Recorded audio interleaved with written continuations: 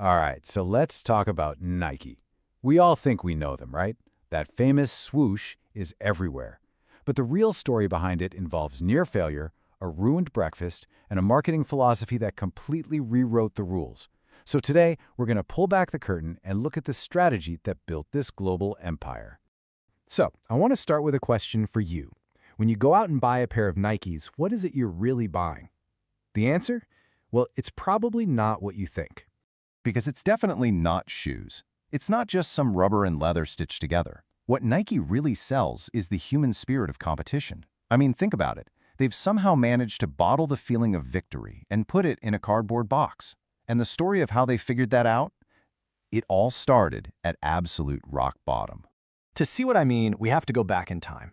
Picture this. It's 1972. We're at the National Sporting Goods Show in Chicago. The founder, Phil Knight, is just standing there in this tiny little booth, and his entire dream is literally about to collapse. This moment of crisis. This is where the Nike we know today was truly forged. I mean, just look at how bad things were. First, his main supplier in Japan completely cuts him off. Then he goes to the bank for a loan, and they basically tell him to get lost, no more money. And the cherry on top of this disastrous sundae, the actual shoes he's trying to sell are melting, literally melting under the hot lights of the convention. By all rights, this should have been the end. Game over for Nike. So how in the world did they survive that? Well, they did it by focusing on something real, something you could actually hold. Before they were selling this grand idea of victory, they were selling a truly game-changing product. And the story of its creation didn't start in some high-tech lab. Nope, it started in a kitchen. You see, co-founder Bill Bowerman was a track coach, and he was absolutely obsessed with giving his runners an edge. The problem was, shoes back then were kind of terrible, totally flat and slippery. So one morning, he's looking at his wife's waffle iron, and he gets this crazy, brilliant idea. He literally pours liquid urethane into it, completely destroys the waffle iron, by the way, but what comes out is the legendary Waffle Sole. All of a sudden, runners had this incredible grip without needing heavy, clunky spikes. And that right there just perfectly captures their whole philosophy at the beginning. They weren't sitting in a boardroom brainstorming slogans. They were just trying to solve a real, tangible problem for a very specific group of people, elite runners. All the fancy marketing stuff, that would all come way, way later. But speaking of that marketing stuff, let's talk about the logo. Take a guess. How much do you think one of the most recognizable symbols on the entire planet cost to design? You're probably thinking thousands, right? Maybe tens of thousands? Try this. $35. No, seriously, $35 paid to a graphic design student named Carolyn Davidson back in 1971. But the symbol she created was absolutely priceless. Because it isn't just a checkmark, is it? It's meant to be the wing of Nike, the actual Greek goddess of victory. It's all about motion, speed, and winning, all packed into one simple, elegant mark. But here's the thing. Just having a better product, that's not always enough. Fast forward to the early 80s and bam, the aerobics craze hits. And this other company, Reebok, just explodes onto the scene. See, Reebok was selling fashion, a whole lifestyle. Nike, they were still just selling this gritty, hardcore gear for serious runners. And they were getting crushed. They realized, uh-oh, we have to change. We can't just sell function anymore. We have to start selling an identity. And that pressure led them to make a huge, huge gamble. A real bet-the-company kind of move that would end up changing sports marketing forever. They decided to take a massive chunk of their money and throw it all at one single athlete. And get this, he was just a rookie, and he didn't even want to sign with them. He wanted to go with Adidas. Of course, that rookie was Michael Jordan, and Nike offered him a whopping $500,000 a year.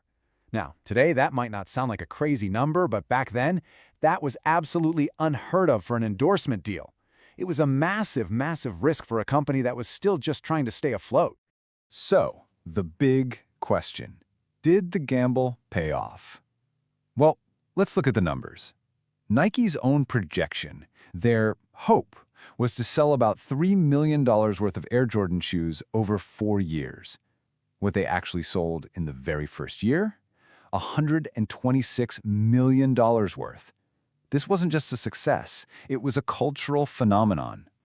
And here's where Nike showed their marketing genius. The NBA actually banned Jordan's first shoe for not meeting their color rules. So what did Nike do? Instead of changing the shoe, they paid the fines for him and built an entire ad campaign around rebellion.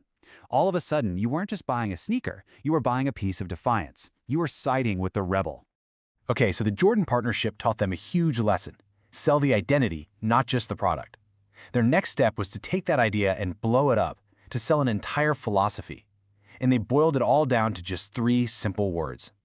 Now, the origin of this slogan is, well, it's pretty wild and honestly kind of dark.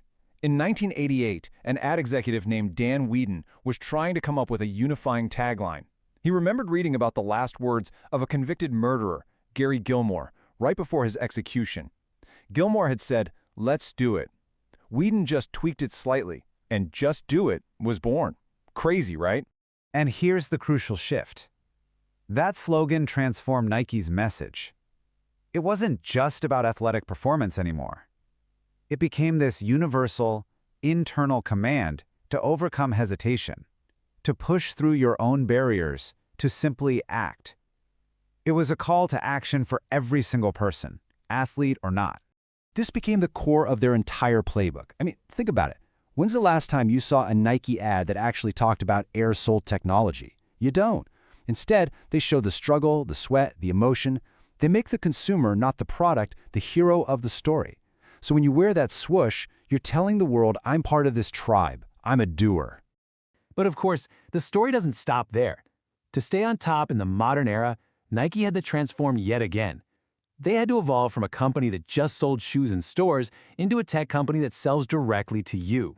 They've absolutely mastered what's known as drop culture. If you've ever used their SNKRs app, you know exactly what I'm talking about. They release these super limited edition shoes at specific times, creating this huge frenzy of artificial scarcity. It's no longer about walking into a store, it's about scoring exclusive access right on your phone. And this strategy has been a massive success. Today, about 40% of Nike's total revenue comes from selling directly to you. Now sure, that means bigger profits, but more importantly, it gives them direct access to customer data. They know exactly what you want, sometimes even before you do. The result of this half-century of innovation, risk-taking, and brand building? How about over $46 billion in revenue in a single year? That's the journey from a nearly bankrupt importer to a global cultural force. So when you boil it all down, what's the ultimate lesson from Nike's playbook? It's this. They stopped selling shoes and started selling a transformation. They don't sell you better cushioning, they sell you the identity of a runner. They don't sell you a basketball shoe, they sell you a piece of rebellion and greatness. And that's really the final thought I want to leave you with. Whether you're building a business or just building your own personal brand, the question Nike forces us to ask is a powerful one. What transformation are you truly offering the world?